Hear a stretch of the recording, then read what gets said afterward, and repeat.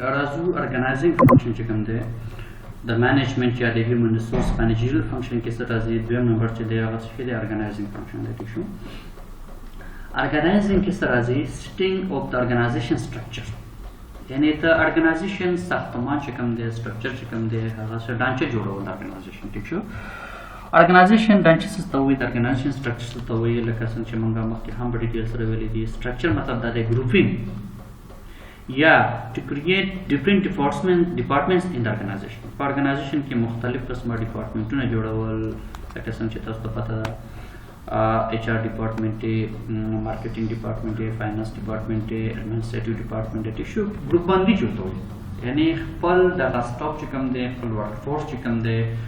خپل دغه امپلایز کارمندان چې کوم دي په مختلفو ګروپونو کې ډیوایډ کول تقسیمول دي څه شوی ارګنایزیشن سټرکچر چې کوم دی ټیک شو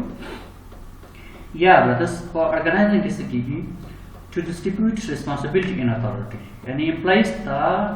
responsibility or authority worker responsibility se to wahi masuliyat jo hoy authority matlab salahiyat theek sho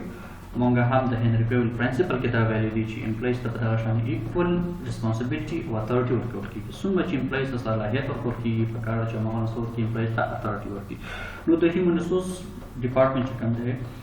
هغه یو مینیجریل فنکشن دا چې هغه څه کوي امپلایز ته ریسپانسیبিলিټي ورکوي امپلایز ته اتھارټي ورکوي ټیک شو امپلای چې کله هایر کیږي هغه ته د هغې باره کې څوک ټاسک ورکوي دا چې شو ریسپانسیبিলিټي شو دا خپل ورک چې ورکوي ټاسک اکټیویټي ورکوي چې دا ستا کار شو یا د کوم جاب دپاره چې تاسو امپلایز سلیکټ کړی دی همدغه شی شو ریسپانسیبিলিټي شو ټیک شو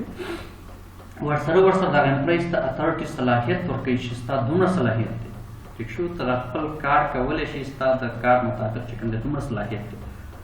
ٹھیک شو فار ایگزامپل که زه تاسو ته وایم چې فرست لیول مینجمنټ چې کوم دی یا میډل لیول چې کوم دی یا ټاپ لیول اوس ته فرست لیول یا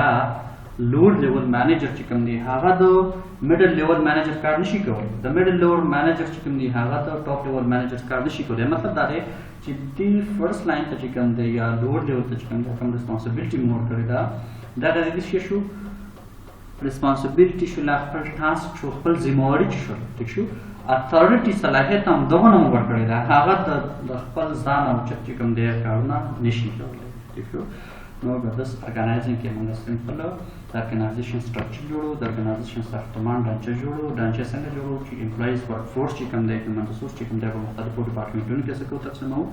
ورسره د هر یو امپلایز چې کوو ریسپانسیبিলিټي مسؤلیت او صلاحیت ورسپارو this is called